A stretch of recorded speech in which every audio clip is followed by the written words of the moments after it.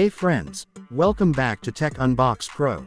Recently many creators, including me, have been noticing low watch duration, fewer impressions, and weaker video reach. So today, I'm bringing a fresh, high-quality, fully updated review of the new Nokia King Max 5G, a phone that is getting huge attention in the 2026 budget segment. The Nokia King Max 5G offers a premium matte design with sharp edges and a solid flagship-style build that feels modern and durable. On the front, you get a stunning 6.8-inch AMOLED display, delivering deep blacks, vibrant colors, and smooth visuals, perfect for gaming, movies, and everyday scrolling. Powered by the MediaTek Dimensity chipset, this phone handles multitasking, apps, and gaming with smooth performance.